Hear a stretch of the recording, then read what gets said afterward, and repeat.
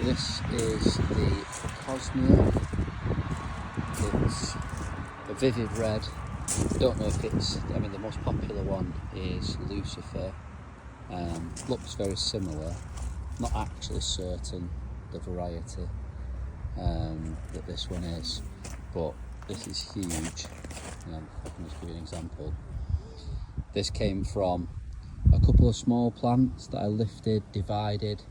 I painstakingly actually split every single corm apart, including that. Probably I just kept, if you ever lift and split crocosmia, they are like a daisy chain of corms with a big one at the top and then a smaller one and a smaller one and a smaller one and a smaller one, right the way down to the tiny little ones at the bottom.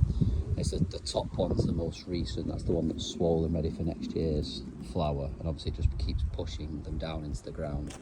So the top two, I find if you split them, the top 2 or 3 actually do grow still.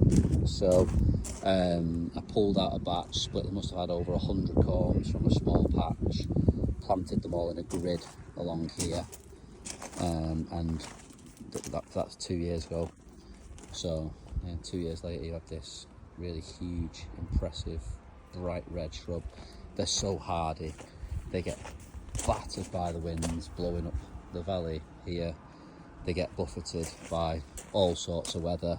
They get trampled by these idiots and they just push on through. So really, really great plant.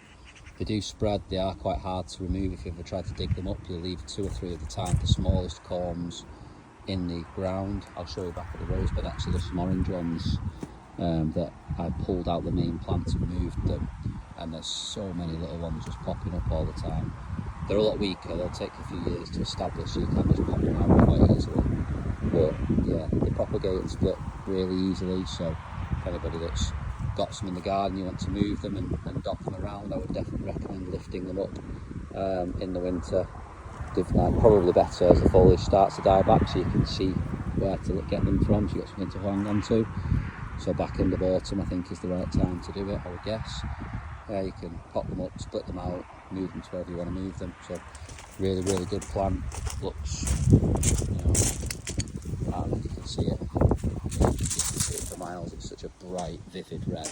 And when you get really up close to the bloom, the flowers are just really, really bright and exotic and exuberant. So yeah, lovely, really love it. I will lift this, split it again into smaller clumps and shift it around the garden again and let it keep growing on. But yeah, I really like it and would highly recommend. Just make sure you stay on top of it, because if you move it somewhere and don't want it in the place you've moved it from, it will definitely keep coming back, so you will need to stay on top of it.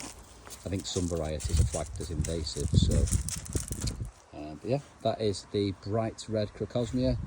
Don't think it's Lucifer. It doesn't look exactly the same, but it is a really, really great plant. I think you can see they start like this and gradually open along from the back and leaving seed heads behind them here. Never tried to grow them from seed. I don't know if it works, it doesn't work. So and they last really well in a vase if you cut them. So we tend to cut them with the maelstrom area. They sit really nicely in the house as well. So yeah, highly recommend this one.